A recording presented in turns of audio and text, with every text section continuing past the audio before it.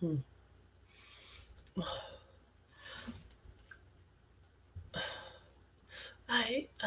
It's Tony again. It's an add-on to day 10. I wanted to go over some things that I missed out and thought about what I had said, and I wanted to add some stuff for a reason. Unwell by Matchbox 20, I think. It's on YouTube, and watch the video. It's interesting. Um, the the person needs help, and sometimes we all need help and need a lift. Today, I'll go over today for me. Um, I woke up and I I couldn't hardly catch my breath. I've been coughing up blood, and I've been coughing really hard, and to the point where I'm almost thrown up trying to get stuff out of me, and it's been bad. Um, so I I felt it was. I can't tell you some things, but everybody's. There's been people that have been having visions. I know this because of who I am, and the visions are that I'm going to be dead. And today was my last day. So on my last day, I said I wanted everybody to get my breath and have it be strength to them to get you through what's to come. And I could feel my breath go away. Uh, my breath's important, but I wanted you to have it because I didn't think I'd be around. And on my last day, I want everyone to have my breath as strength. And I already made that in place um, because you need it more than I do. And I won't get to where I'm going. So um, that's why I, I thought it was my last day. I wasn't feeling well at all. And I did the best I could. And then I went to the doctors. And I wouldn't give up. I was gonna just go back to bed, but I didn't want to give up.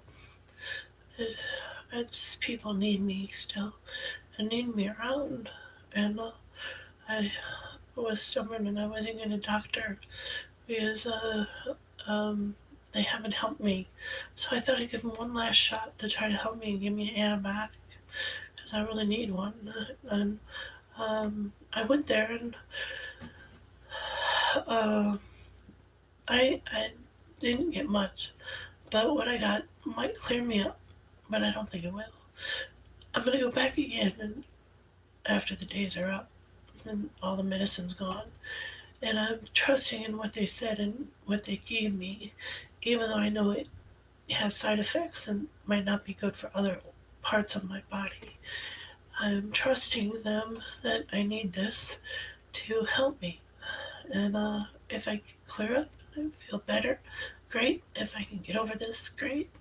Um, uh, but you don't know what I go through as who I am. And some people don't think I went through enough. But I weighed 23 today, and don't want to hit 400. And every 2 days, I all of a sudden get hard as a rock, and I am full of uh, my stomach is just full, and I am constipated, and I don't feel well. So this happens every 2 days for like the last month. And I change what I look like. You see my pictures if you follow me on Facebook. And my pictures show all different looks about me, looking like different people. And they, they do this to me.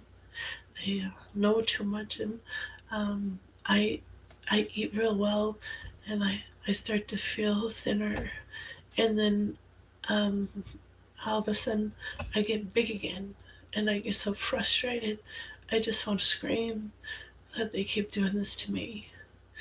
Um, but I probably have to from it. But I I go through this, and most aren't going to go through this because you're not me, you know. But my point is that how I was going to die was they were going to change my body into the one that they keep doing stuff to make me um, die in the wrong person's body. And then I wouldn't go anywhere probably, and no one would realize I've gone. And someone would probably replace me of some sort. Who knows what would happen? So I wrote out a check for my boyfriend and for rent. You know, 'cause I pay rent every month. And uh, he was probably worried. He told me he was wondering why I wrote a check and or so early. And if I didn't make it through today, I thought I would end up at the hospital with how bad I was earlier. And then when I went to sleep and I woke up, I was so dehydrated. I couldn't barely talk or get anything out. And I took it all out on my family and my aunt, who I love very much, and my mom. And I didn't think anybody cared. Really, I thought they were ones that would do stuff to me too, and keep me with diseases because my grandma died of cancer. And I still think some of them believe that it's my fault. And so they take it out on me, and nobody in the family talks to me but two. So I have a blessed life. I do. I don't talk to many people in my real life. And so they take it out on me, and nobody in the family talks to me but two. So I have a blessed life. I do. I don't talk to many people in my real life. It's not very fun. So I talk to myself a lot, and I'm doing this thing. It's very positive, and I guess it's their loss if they don't want to associate with me or don't want to talk to me, and they think I'm the cause of something, and they don't have their time for me. That's fine, you know. Then that's their loss, not mine. But my point once again is I needed this if I wanted to live.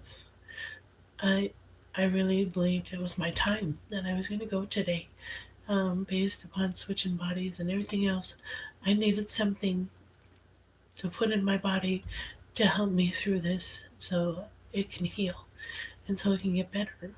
Um, so I I did it. I went to the doctors. I haven't been to the doctors in a long time, and I quit all medicine, and had just been eating healthy. I felt like a skinny person in a fat person's body whenever they'd switch the bodies, and sometimes I'd feel like myself and thinner, like I should be. And the scale fluctuates, and someone just says, "Well, you don't take it at the same time every day." That's not it. Literally, they're switching the insides of me. I still have all these growths all over my neck, all over the place, but you don't get to see them. But they switch the insides of me, and I end up with someone else's insides, and my face can look completely different too. And when they switch the insides, there's something wrong with them, and they're doing it on purpose to the body, so they know I'm going to get that body. It's to take me out, literally, and I'm doing the best I can and trying to stay alive, and so I can still help and still be here. Is I'm still needed, and I know that, and I don't. I wanted to live till 100, and I don't want this to be the way it ends for me. Um, Even if I end up somewhere else or if I end up here, um, I want to live a full life like I'm supposed to, and not die of disease, and not die of an infection or something. I have all these growths, and I do the best I can to try to heal myself. And now I'm trying to eat right and trying to figure out different supplements to take to try to help myself. Um, and like I sense stuff. There's this diabetic medicine, and do they really? Can they really check medicine for every medicine that goes out there to make sure what's in it is what it says, and it's made because it's generic most of the time I'm getting, can they really detect that how they're making the generic is how they're supposed to, and there's no additives or anything to it? I sensed when I got this prescription for the diabetes medicine that one of the nurses there was, "Are you on the medicine?" And she just got all happy when I said that I was on the medicine, and I could sense it was happy in a bad way, like, "Oh, great, you're gonna be a goner," and so I was really scared of the medicine, and the diabetes pills, and I'm on this water pill that they've given me for a long time. A year and a half, I've had swollen feet, and I. I have redness to it too, and they give me this water pill. It doesn't do nothing for me. It doesn't take down the swelling. The compression sleeves do, but it doesn't take down swelling. So what is it for? What is it doing to my body? And the diabetes medicine, uh, I just wasn't feeling well from the diabetes medicine, and I don't know how it was affecting me, but I had a gut feeling that it's a bad one that I have, and it's not good. It's just a gut feeling, and um, I just sense stuff, and I don't know. I'm not 100%. I, but I just don't want to take it. And then I read up an article that the kind of medicine I'm on for high blood pressure, my blood pressure was like 168 over 92 or something. And the medicine I'm on for high blood pressure is I don't take it anymore, and in this one, I have a little bit of cancer substances, and you can get cancer from taking high blood pressure medicine. So I I don't want anything else. I got enough. All I want to do is lose my weight and drop my weight naturally, and try to get better and exercise and eat right and take some supplements for what I'm lacking, and because you can't eat enough in a day to get all the what they recommend. So I just try to do the best I can. And I've gotten off other medicine, so I'm talking about mental health medicine now. I got off of my mental health medicine. I'm not on anything right now. And the main reason why I got off of it is it takes away my motivation, makes me sleep 16 hours a day, and I can't work doing that. It takes away my sense of creativity, and it makes me forget and be no memory, where I don't even know who I am, and I am different person. I don't have the personality that I normally would have. Not outgoing. I'm not anything. I'm more insecure, and I'm more.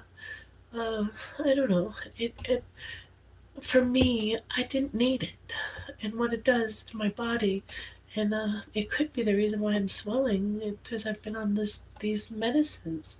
They could have the side effects, and it got some good side effect. It's probably why I ended up with diabetes in the first place. You know, so I just don't want the medicine anymore. I want to eat right and take supplements. That's my choice. And but some people really need the medicine. I've met people along the way in the hospitals, and I could tell that they needed something to help them. And some people were depressed, and some people suicidal. Some people I've asked them all kinds of questions, and not being prying or anything, and I'll tell them what I'm on, or just making conversations, and um, you can tell how they act or when they're around different people that they need the medicine. Like the one who I gave you the example of saying stuff that didn't make sense, or this other guy who wrote all up and down his arm, or this other one who's a cutter, or I met so many people along the way, and I know that they needed medicine to help them through their time. And when, if they ever get off of it and the doctor weans them off of the medicine, then they could probably do just fine if they learn to cope with what might come and learn to know if they need the medicine, it's there, they can take it, and they can call their psychiatrist, and you can get an appointment and you get in and get back on it, and without even having to go to the psych ward. At any time you need medicine, you can just get an appointment with a psychiatrist. You don't have to go to a psych ward. And then you just go in there and meet with them, tell them what your symptoms are, and tell them that you need to get on medicine, and what's wrong. And but you don't have to tell them your life story, or you don't have to tell them anything about relationship issues or anything like that. You don't tell them any of that. All you tell them is, this is my symptoms. This is what's going on, and I need medicine. Can you give me some? And they will. Yeah, it's almost guaranteed. Now, psychologists, or social workers, some are social workers, some are psychologists, some have, all of them have masters of their psychologists who counsel people. When they counsel people, uh, they listen to you, one, and they first get a rundown on you and who you are and what you're all about, what's your family history, have you ever been abused, da da da da da da da da da. Ask a lot of questions. And then after that, they start meeting you with, they start having you talk and talk about whatever comes to mind and whatever you want to talk about. And if it's a good psychologist, they're going to give you suggestions, or they're going to give you, oh, what's the word? Advise you on things you can do to try to help yourself to live for today or live for forward. You can't change your past. They should. A good psychologist is going to be able to give you some helpful hints on how to get by with what you're going through. If they can't, then find another one. Or get in a group setting, and then you can play, or you can talk to other people that might have problems like yourself. And a group is a really good way to help yourself. And you get to meet people too that have maybe somewhat similar and going through something like yourself. And they have outpatient group where you don't have to be in a hospital. If you wind up in a psych ward, they lock you in. Yep, they lock you in, and it's uh, you can't see the outside. You can't take walks. Some hospitals will let you take walks, but most won't. And you don't smoke, of course. And there was only one hospital I ever got to smoke out, and I don't know if that's still in place now. And then there was one hospital, and I've been in the psych ward. I have, and I told you I've been on medicine for 15 years of my life, and I told you why they. Well, I kind of a paranoid person, don't trust people all that well, and I'm scared of people, literally scared of them, and with that. I know it's too much, and I think people would want to hurt me because of who I am. Um, I've been through a lot, and you don't know me in my real life, or what I go through when I sleep. So you just don't know me. And I want to say that uh, that's why I've been a lot of people who needed help, and I know that the medicine is needed. And it's I don't want to see people on too much medicine. That's not good either, to try to take someone out in that way. And um, I don't want to see them on uh, too strong a dose of medicine. So you should try to learn for yourself. If you end up on some kind of medicine, Google it. How much is the maximum dose per weight, per whatever, per however they give it out, and read about it and talk to other people. And if you're doing well, great. If you're slurred speech or slow, or going or you just are lethargic and you're not talking very much and all you do is sleep, then I think you're on too much medicine, and you need your doctor to reduce it or get a new doctor, and that's a psychiatrist. Sometimes your family doctor can issue some of the same medicines for mental health. For like Prazosin is for post-traumatic stress syndrome, and it's needed 3 times a day, 1 milligram, 3 times a day.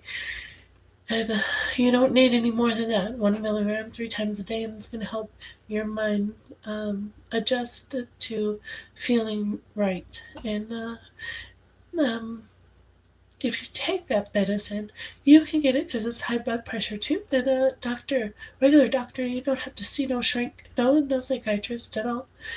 I um um I call him a shrink. I'm sorry. I guess that's what some people might call a psychiatrist for real. And I'm not trying to make fun of them at all.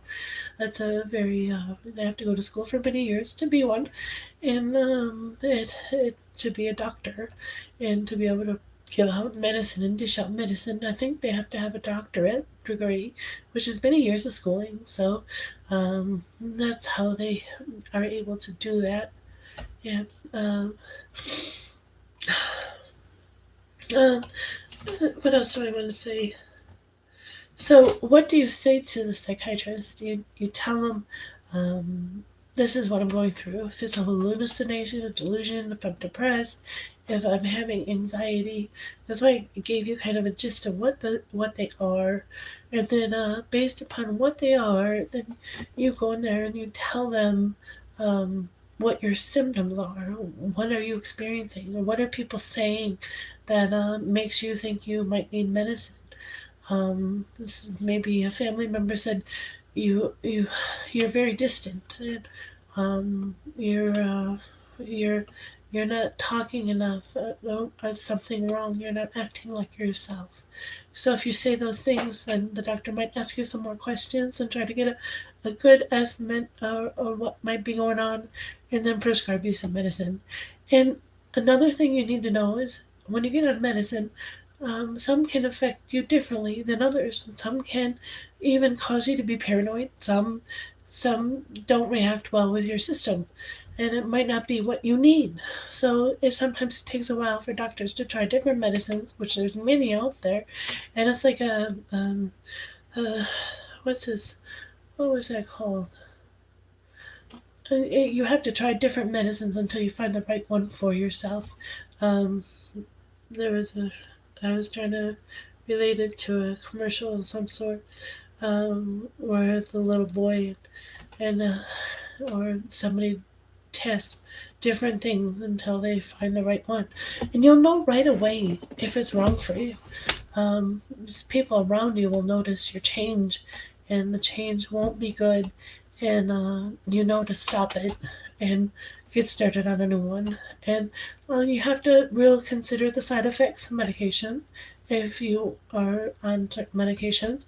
Like some of them could affect your organs, some could affect different things. Some of them can cause diabetes, literally, and some can cause men to develop breasts, which is, who wants to develop breasts? I definitely wouldn't take that if I was a man. So, some of the medicines have side effects, and it doesn't mean you're going to get the side effect, but if you do, it's important to note to be educated and read about what you're taking. This is what you're putting into your body. This is your body. It's nobody else's. But sometimes you're forced on medicine too. If you don't cooperate, and you're paranoid, and you're a danger to yourself or others, they can force you on medicine, and they can make you take it. And even though you don't want it, and if you're going to go through court, most don't win. If they want you on medicine, the hospital's going to win, and you're going to be on medicine. Your public defender is not going to help you. I always fought to try to not be on medicine. I didn't think I needed it. So that's me. But that's not you. I never thought I needed that kind of medicine. I didn't like it, and I didn't like how it changed who I was. And I never thought I needed it. But I wasn't a danger to myself or to others. I never thought that. So I guess they come up with whatever they want, and then you end up on the medicine still. So good luck if that is the case and you get off actually having to take medicine. That's pretty cool. But most of the time, when you end up in a cycle, you're going to end up on medicine when you get out. And when you get out and you're on medicine, um, I just want you to be educated about it. Um, the pills all have letters on them, like L29. So put in L29 and pill and see what comes up and what it says about it. And you'll make sure it's the right what is prescribed is what you're supposed to be taking, and you can read about side effects and or look up the manufacturer. You can do any of that kind of stuff. Educate yourself. You're putting this into your body, and see how if it's something you want to consume. If you have a choice, you know. If you don't have a choice, sorry. But if you have a choice and you just make your appointment with a psychiatrist instead of ending up in a psych ward, then you know what you're putting in your body. Some of um, the depression medicines can cause suicidal thoughts. They can. And you have to be strong enough to get through the suicidal thoughts, so you don't kill yourself. And because it's a warning on a lot of them, and it depends on how your body reacts to it, and you have to be strong enough. So sometimes how can you get out of depression without it? Going to a psychologist, or what can you do if you're depressed, so you can motivate yourself, so you can um, get out of your slump. Um, Set goals. Um, uh, uh, Believe in something. Uh, Talk to people about it, the family, and open up to them and tell them, I'm at a low in my life. I can't find a job, and it's taking a toll on me, and I'm stressed, and I barely want to get out of bed. I don't know what to do, or what I'm going to do. Tell them you're depressed. Tell them your frustrations. They'll give you advice. Take it for what it's worth. Their suggestions, their advice. You don't have to take it. You can take it or leave it, but don't have to ever do what someone tells you. You have to make up your own mind and your own choices and decisions. Um, but how can you get out of a low, or where you're crying, or where you're just down? Exercise. Oh, it helps. Eating right. It helps. It boosts your serotonin in your body. I took a drug class, and I know about the different chemicals. And, I've taken different courses, and I've read up a lot about this stuff. There's dopamine, there's serotonin, there's all these different chemicals in your body, and with it, and um, they they they're there. You need enough of them to be able to be took up, and if they're taken up, then they help you be more positive. Or if you're having problems in one area, it it it affects you in different ways. Like if you're paranoid, um, one part of your it'll affect a chemical in your brain, or a hormone. I don't know if they call them hormones or chemicals. There's hormones too, can be off, and hormones can affect your mind. All of it is a system, and if you're not well and you're not eating well, you are what you eat, you are what you consume. So just make good choices and good decisions. Don't be scared of everything. Sometimes we need the medicine to help us through it, but sometimes we can get by with just diet, exercise, and eating right. There are herbalists. I think they're called herbalists, or natural doctors who actually only tell us about gingerbread, or different spices, cinnamon, and what these all these things can do to help you, and help you get better over physical symptoms, and probably in over mental systems. The B vitamins are really good for your mind, and for thinking, and for all that memory and everything. And the B vitamins are in our fruits, and our vegetables, and all this stuff. If you read up on it, it can really help you. Um, and gyms are all over the place. So go exercise. It's really good for you, and I need it too. Once I can get my swelling down, I'm worried about a clot breaking out, going in, and I cough up blood or something. I don't know if I have one, but they said I didn't. But I still think I do, and I don't know why.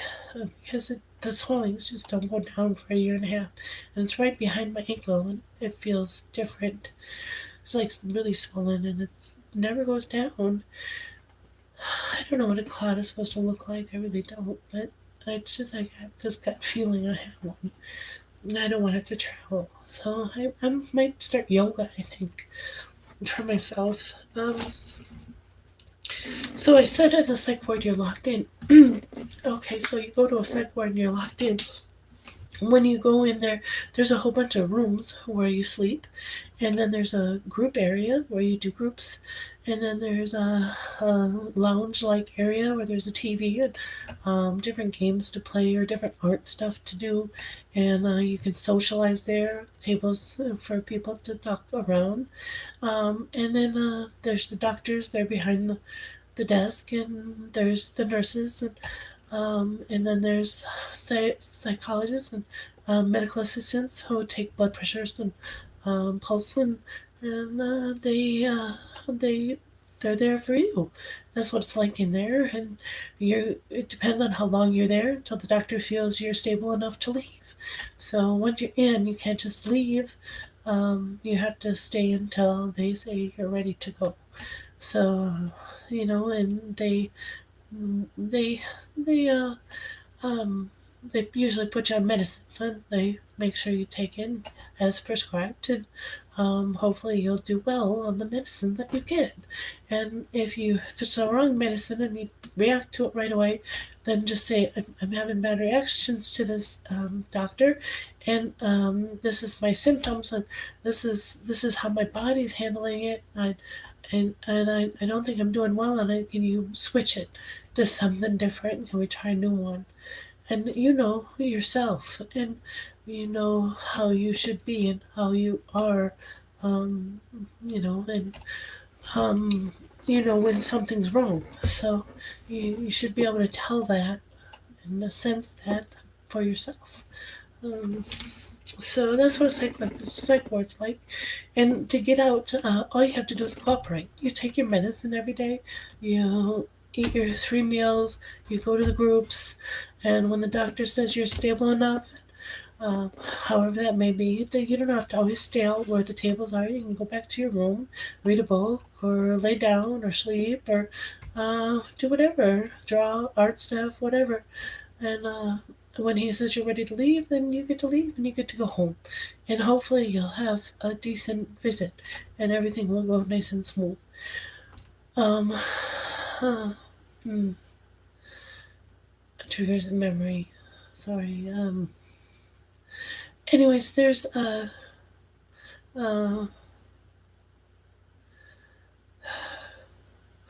try to get an appointment with a psychiatrist over going in and being in the psych ward. That's my opinion. I like hospitals for the most part, but um, you know, I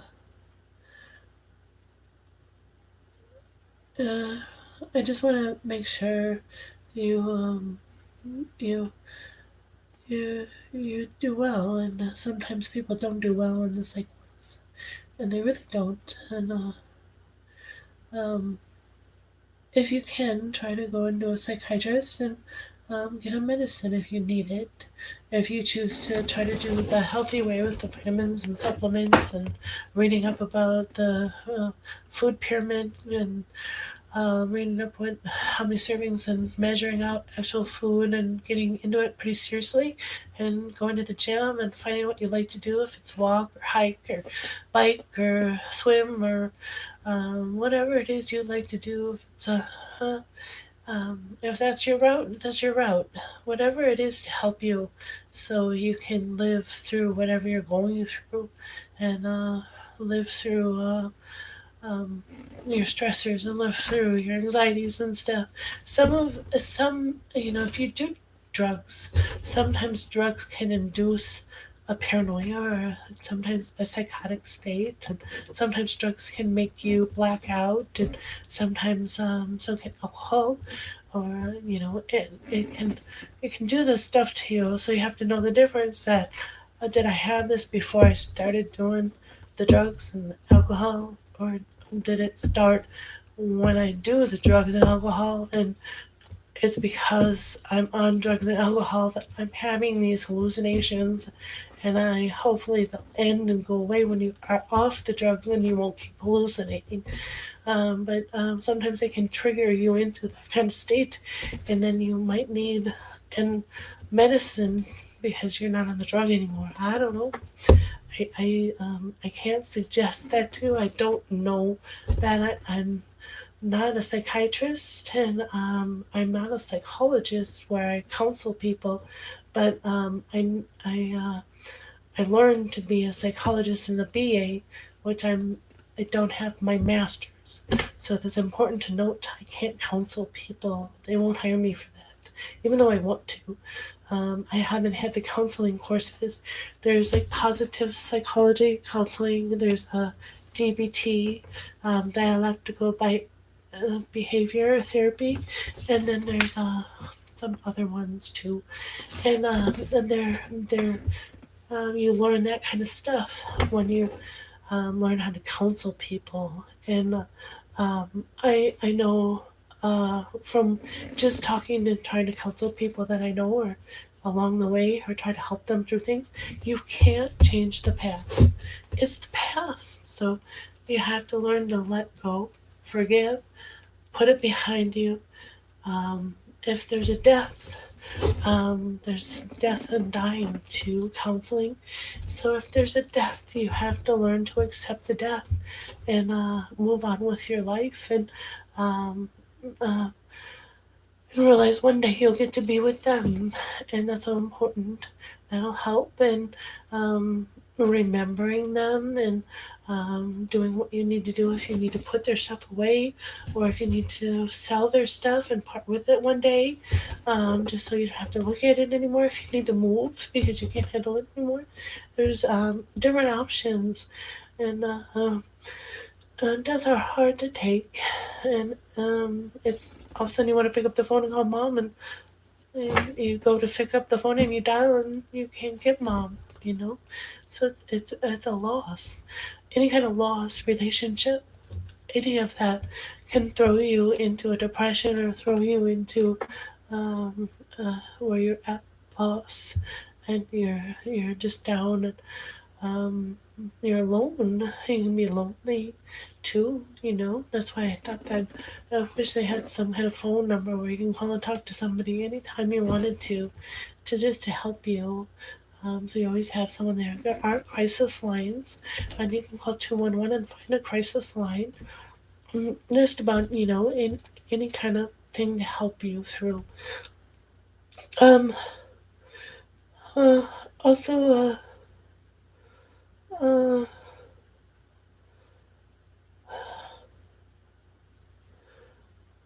I think that's about it. Really, what was I just? I can't remember what I just said. I think I'm in medicine somehow, indirectly. I don't know how. What was I talking about? Um, crisis line. Talking to someone. Um, to help you through whatever you're going through. And if you're suicidal, they have numbers for like the counties have numbers to call in to talk to someone live, and they should help you through it and tell you what to do. And one thing, you should never be alone. You call someone, you you say, I have plans to do this, and know that you're cared about, and that if you open up to someone, it's going to save your life, and you probably won't follow through with it, and you'll seek the help you need. And most, if you're suicidal, they're going to tell you probably need to go to the psych ward, and you're gonna be around people, and they'll make sure you're safe and make sure you don't hurt yourself. Because we don't want to see you hurt yourself. Um, uh, Nobody does. You're all worth it, your life. You should never take yourself out. You gotta, no matter what someone has said, no matter what, it's not the end of the world. You can get over it. Life's so important and precious. You should want to live until you're 100. You know, um, it's more than you, and you're important too. No matter what slump you're in, no matter what you're going through. Um, but that's where you end up is in the psych ward, and um, when there are crisis lines. Is there anything else that can help you? Uh, I don't know where I'm going with it. I think I'm pretty much done. Um, there's vitamins and supplements too that you can take. Like there's vitamin D, and people don't usually get enough vitamin D. And a lot of people have seasonal affective disorder, and that's because they don't. They're not on the sun all winter, and so they get down in the winter. And they don't see the outside that much. Maybe they don't cross country ski or downhill ski or sled or do winter ice skating. Maybe they don't do any of those things. So maybe they get stuck inside all the time, and it just gets them down. So you can take vitamin D as a supplement. A lot of people don't have enough fish in their diet. You can always use that fish oil. Like I don't know how often it's suggested but it's supposed to help you. So some of these things are good to have and consume. They say to use olive oil instead of butter, and use real butter instead of what's it called? Mm, there's a certain type of butter that's not very good for you, hydrolyzed or something. And then in yogurts are good bacteria, because sometimes when you take medicines and different things, it can affect your bacteria and you to get over certain things. Yogurt's really good for you. That's all I know. And milk calms you, and there's all kinds of stuff. There's herbs. There's different herbs. Cinnamon's supposed to be really good for you, and uh, mm, uh, not too much salt, especially if you have a heart condition. Not too much. If you have diabetes, not too much sugar or diet sugar, like saccharin instead of the whole real sugar. And if you're sugar low, then you need candy bars and to get your sugar back up there. And if you have to take insulin, you're on that the rest of your life. I'm sure. I don't think you can get off insulin. I don't know. Um, but the diabetic medicine, if you're type 2, is different. So read up about what's wrong. Talk to other people and see if they have the same thing wrong with them. Like minds can help each other. Like minds can find out more about something. Like minds and like problems can be of support to you too. And that goes with mental health or anything. Chat rooms. So there's a NAMI, and you can go on NAMI, and there's areas where you can talk about what you're going through. There's chat rooms that through Amazon or through I don't know where that you find it, and then you can find out different things that can help you through things, and help you to meet people that maybe have something in common with you or something wrong with them too. Facebook and social media, all that stuff. Anywhere where you can get support. Um, there's support classes too. So, and you can find them probably from your psychology office or your doctor office and stuff. And I'm not trying to say it's bad to go to a psych ward. It's not. It's not bad to go and try to get help. That's what we do. And I said before, about the surgeries. I think I might have said something about surgeries to you guys. And I don't want any more surgeries. But if it's life or death in your heart and you have a heart attack and you need a surgery, get it. Um, it's better that you tried to stay alive. And if you end up being something, if something happens, oh well, make the best of the situation. No matter what situation you're in, always try to make the best of it, no matter what happens. And that's all I'll say. I'm done. I just made it a whole new thing. This is like the 11 instead of add-on. It's a long add-on. So sorry. But I had a lot to say. I always do sometimes. Uh, I hope I entertained you. Sometimes I can be funny. I'm kind of serious today. Bye.